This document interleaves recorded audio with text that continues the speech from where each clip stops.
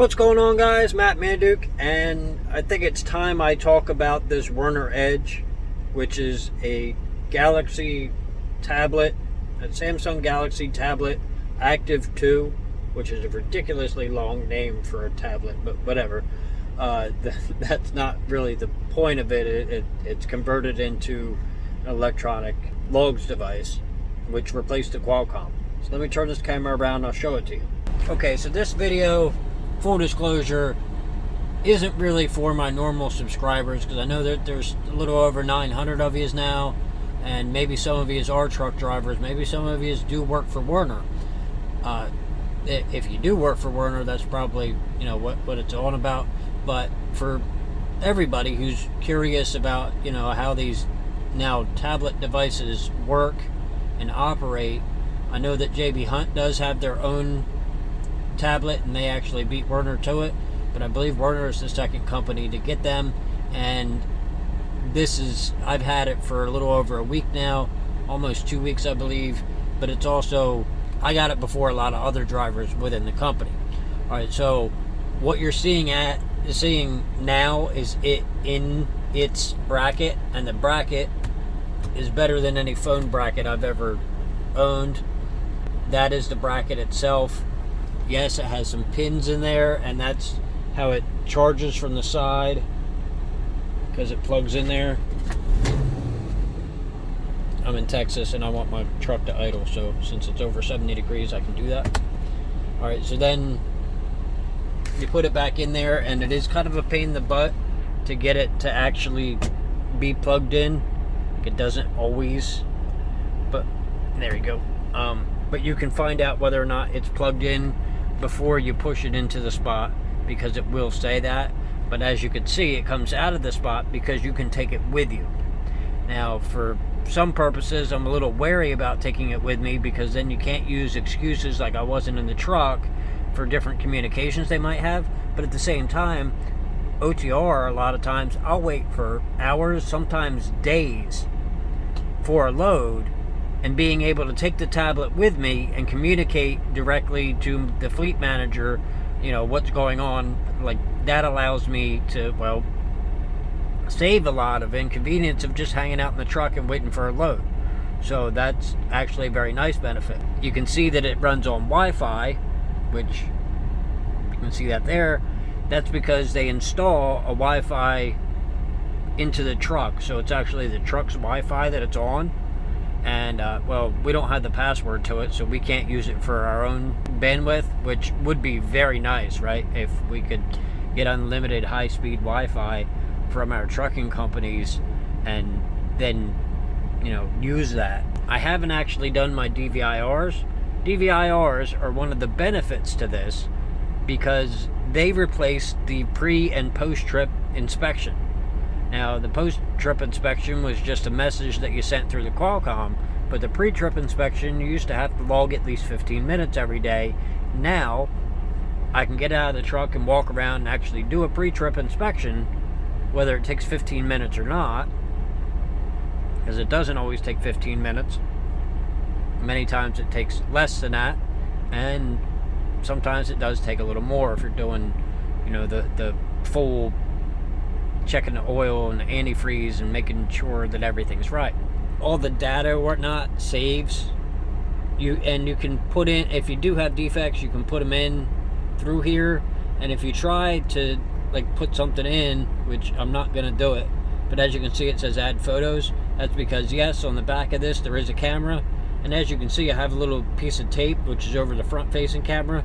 Werner says that it is deactivated and it will never be activated, but it's not just that I don't necessarily trust them for that, but it's also that I don't trust Google, because it does run on Android, that Google would never use that.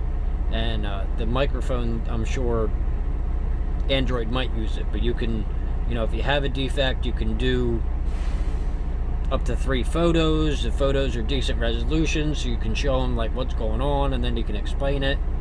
But I do not have any defects, and that's where I just click no defects, certified that that's true, and I submit. And then I do the same thing again for the trailer, which again, I don't have any defects. I have a practically brand new flatbed trailer right now. Oops. And I forgot to put in the trailer number, which it'll tell you if you like miss anything, which is, you know, is what it is. But the whole thing is I don't have to log the time that I spend to send that stuff, which is cool because, you know, 15 minutes a day times 7 days is what, an hour and 35 minutes additional in my 70 that I'm not using. Now if I click on the 70 there, it gives you the recap, and as you can see I'm low on my 70, which I'm actually going to sleep here, and I'm going to recap, and it shows you like the week, so it's real easy to see that. Where on the Qualcomm it was a tab for a recap, and then, you know, a tab for your hours, and it was a pain in the butt was what it was. But it gives you your 1 and 2 day recap, and it shows you what, you know, your whole work week is and what you got. And then in order to change your duty status, you click, you know, your duty status in the top right, and I'm not going to be actually changing that, but I do want to say that, like, oh crap, if you touch it anywhere else, that it's going to close that. But if you say, you know, on duty, it gives you a list of things, and if you say yard move, it asks you, well, the brightness is kind of weird, but consignee, shipper, or terminal drop yard, you're not supposed to use you're not allowed to use yard move for anything else. And well, that sucks, because I did used to use yard move at truck stops in order to, you know, preserve my 11. So while yes, my 70 is better preserved, and that's kind of ideal, my 11 is not as well preserved, which is kind of shitty. I let it switch itself into drive, because if I'm not in yard move mode, then it's still 5 miles an hour before it switches itself into drive. Now the workflow is a little different. You do actually have to review each job, but then it does actually make it a little easier, and I can actually go through this stuff because it's not like I'm at my consignee or my shipper. But when you get there to each place, which comes down the side, and I want to say, oh yeah, I'm past all this stuff, and, you know, my next destination, it'll come up, and when you arrive there, you just hit submit and you're done. And the same thing with stop completed. It'll ask you if you dropped the trailer, if you picked up a trailer, and then, you know, what city you're in, and the customer name, a handful of things that have to be filled out, and then you just submit it. So it's not as much typing, and it is kind of easy. It's immediately right there after you get done. The 4 messages replaced all the macros, but they're pretty much the same things. So, you know, you can auto send all kinds of stuff, you know, if you need different, you know, things you use for macros generally.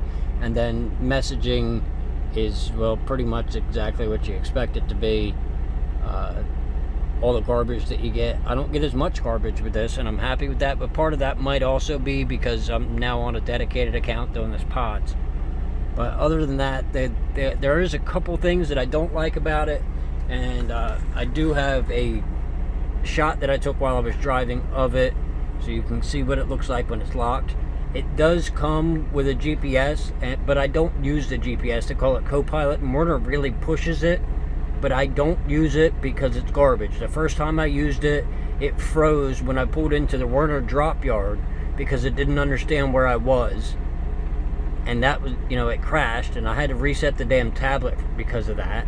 And, you know, then I did use it again, but it was trying to show me the least miles route, and I want to go the fastest route. And the fastest route is not always the least miles, because the least miles will send you through the middle of cities and shit doing 25 mile an hour, and I'm not going to do that stuff.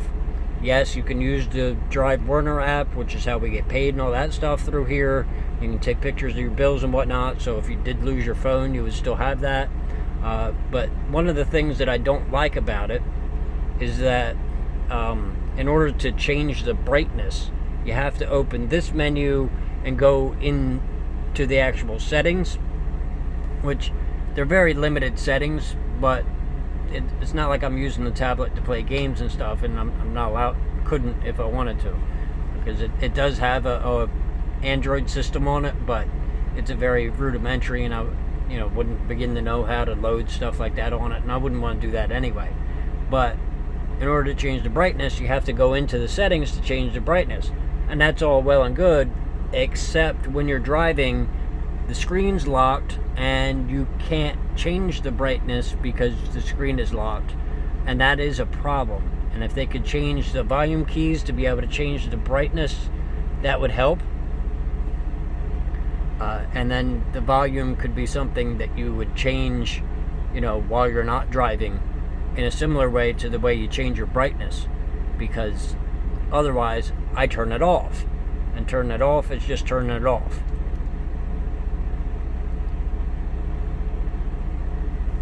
But then when you turn it on, you have to touch it to unlock it in order to get it back, as you just saw me do, and that's a pain in the ass. But that's pretty much all the stuff that I can show you on it. Now, I do actually want to explain the lock screen while you're driving, and that's it. It shows you what your time left is, and it shows you why you're limited by that. So if it's going to be a 30-minute break, it tells you that. If it's going to be your 70, it tells you that. If it's your 11 or your 14, it tells you why you're running out of hours, which is actually what it does in the hours of service button is about the most useful. But that was something else that I didn't like about Copilot, is I can't see my hours unless I close it, which means touching the thing more, and I want to be able to see my hours while I'm using my GPS, much like I can with the Garmin that I use, because Garmin, alright, doesn't know my 70, it just tracks my 11 for the most part, but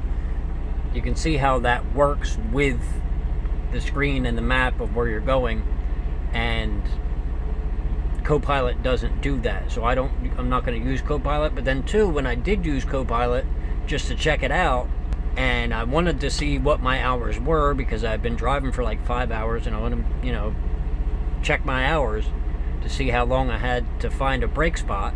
I closed it, and it had locked my hours when I opened the damn thing, and I couldn't get them to reset until I stopped, which, I mean, I had been driving for 5 hours, so it wasn't a problem for me to take a break, but that's kind of pointless altogether if using the GPS then takes away my ability to actually see my hours, which is the only reason why I ultimately have the damn thing. So, like I said, I don't use Copilot. It's a piece of shit. But it is better than Navigo. Loads better than Navigo. It's still just a piece of shit. It's not as dependable as Garmin or Rand McNally or even Google Maps. And I'm never going to use the piece of shit unless they make it at least as good as Garmin. And Garmin is kind of, well, Garmin's not really as good as Rand McNally, but it is better at finding addresses than Rand McNally. So, is what it is. But I have to use Google because Rand McNally nor Garmin can find addresses sometimes that I have to go to, and Google can't. That's really all I got to say about that, and I hope this was informative for the people who, are curious what they're gonna get, and, people who maybe are thinking about starting to drive with Werner. When you get your truck, you're probably not going to have one of these, because I got a 2016 Freightliner and they put one in here, so they're going to put it in everything. And the way they update, it just replaces the Qualcomm with a Wi-Fi creating device. They do say that the Wi-Fi is good for 150 feet away from the truck, so if you're in a spot where you're not getting cell service, you can get within range of your truck. But it runs on AT&T, so in almost all your major cities and even small cities, you are going to have service. It is a little shitty that it runs on AT&T, because AT&T is not as dependable as Verizon, and the Qualcomm did run on Verizon 3G, which now we're running on LTE from AT&T, but I still have LTE from Verizon, and that's what I'm using to upload this video, and that's better. And I do pay attention to what is losing service, and whenever the Wi-Fi cuts out and I'm on LTE a lot of time, and it does work out that I'm running on AT&T sometimes because the Wi-Fi doesn't have as great of connection as cell network. But where I'm at now, it is 100% signal, 100% Bluetooth, and my phone is 100% signal, so it is what it is.